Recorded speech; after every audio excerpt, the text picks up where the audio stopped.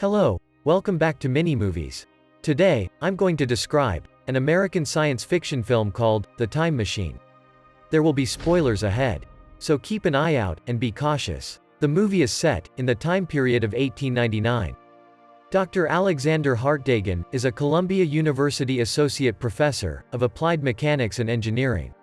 The film starts with him working on a formula, so lost in it, that his friend and colleague, David Philby, has to remind him of his 5 p.m. date with his girlfriend, Emma. Hearing this, Alexander immediately wraps up his notes and runs back to his home to get ready. On their way back, they discuss all of Alex's ideas, which haven't been accepted by the university. David suggests him to make his proposals less revolutionary, so that they can be helpful for humans. When they reach Alex's home, Mrs. Watchett, his housekeeper, welcomes them and helps him get ready. He leaves and meets Emma in the Central Park. As the couple was walking together, Alex proposed to her to marry him. Emma gladly accepts his proposals, with teary eyes. Alex tries to find the ring in his pocket, and after little searching, he finally gives it, with her birthstone embedded in it. While they are having their moment, a thief encircles around them and demands for their money. He points a gun at Alex when he tries to fight back, so he gives in and hands over the thief his wallet and watch. But the thief wasn't satisfied and wanted Emma's ring. When they didn't give in, the thief tried to snatch it away and shot her in the process.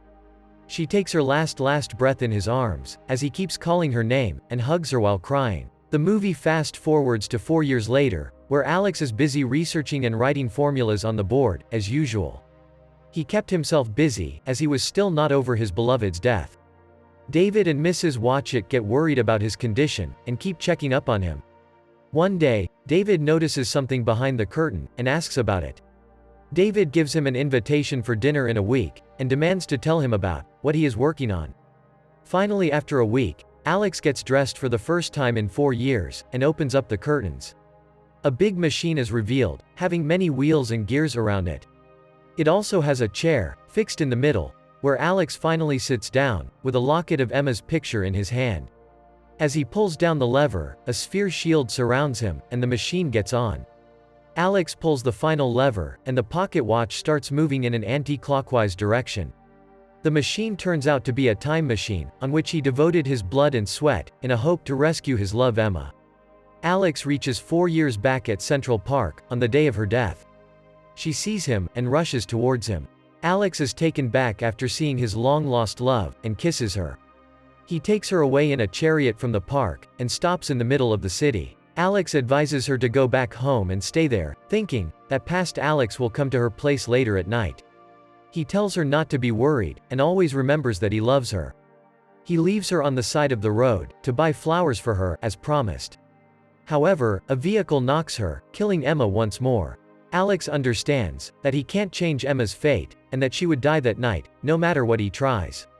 But he doesn't give up and feels that humans from the future would certainly have found a way to handle this issue. So, he plans to travel into the future to research futuristic time machines. Will he save her this time? He enters the machine and pulls the lever down once more, this time setting the year to 2030. He notices the world around him changing as he travels through time.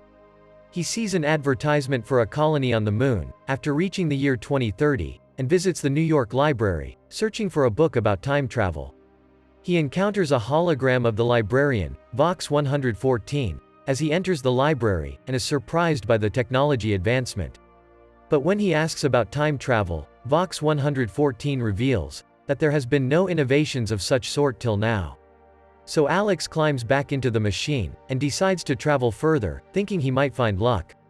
He lands up in 2037, and finds the world completely destroyed because of the Lunar Habitation Program. The program made the Earth inhabitable, as the moon got pulled closer to it, resulting in exchange of gravitational forces of the bodies. Therefore, it caused frequent earthquakes and tsunamis on Earth, while a huge crack on the moon. 2 policemen arrive to take Alex to the evacuation center, as they were evacuating the Earth, but he tries to resist them.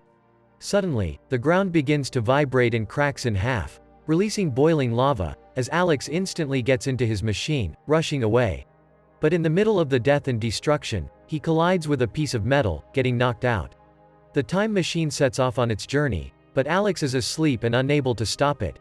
When he finally wakes up, he notices that he has arrived in the year 802,701, and quickly shuts down the machine before going back asleep. When he opens his eyes again, he finds himself on a bed, with his wounds healed. As he wears his clothes, a tiny boy approaches him, and flees away. Alex chases the child and discovers that future humans have returned to the ancient lifestyle, and are living on cliffs. They all gather around Alex, and stare at him with curiosity. Those groups of people are called Elwha. None of them seem to know English, except a girl named Mara, who is fluent in the language. Alex talks to her and tells her that he is a time traveler, but Mara lies to the others. She translates that he's simply traveling around, so they won't kill him, and everyone goes back into their shelter after hearing a loud honk. He spends the night with Mara and her brother, Kalen, and notices the moon's broken parts in the sky. Mara takes Alex to his time machine the next day, and sees that it is still in a good condition. Mara insists Alex to take Kalen and her back in time with him, but a loud honking is heard in the background, before Alex can ask why. Mara panics and rushes to Kalen's rescue. Alex, being confused, runs after her and sees everyone around them taking shelter back on the cliff too. Alex is suddenly faced by beast-life monsters, which are called the Morlocks.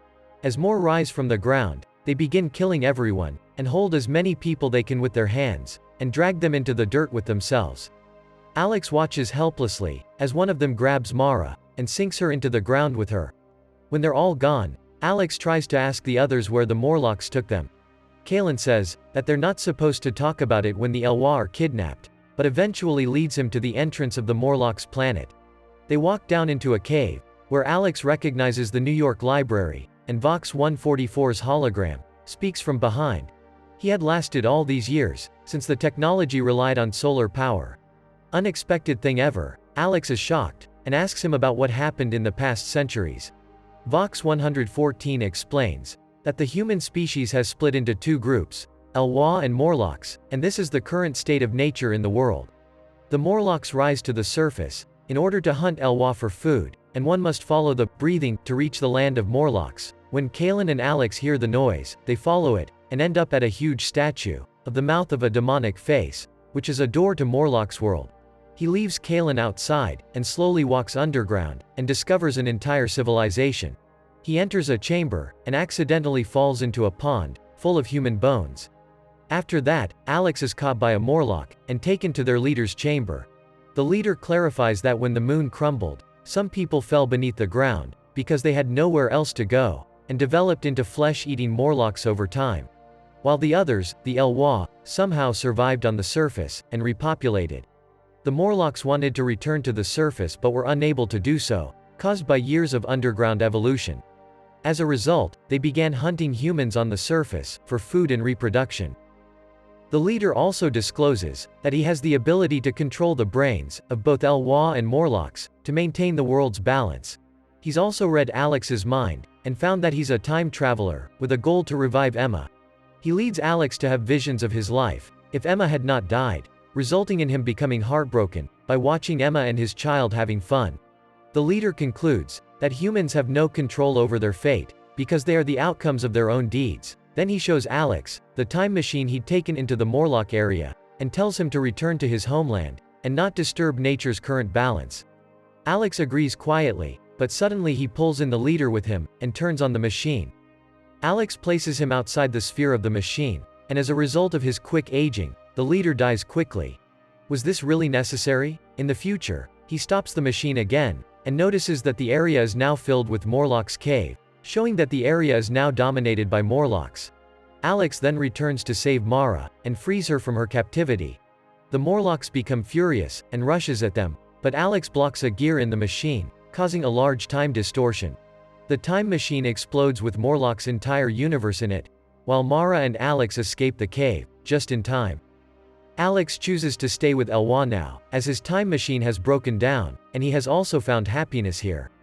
Vox 144 is shown in the future, schooling Elwha children about human history. Alex takes Murray and Kalen to the location of his old laboratory, and while he is speaking with them, somewhere in the other time, David and Mrs. Watchett also visits Alex's laboratory at the same moment, and discusses his absence. David says that Alex must be happy wherever he is, and offers Mrs. Watchett to be his housekeeper. Here we come to the end of the story. Hope you enjoyed it. How was the movie? Which character did you like the most? Comment down your views below, and don't forget to subscribe to the channel. For more videos like this, switch on notifications, and leave a like to support it. Thank you for watching.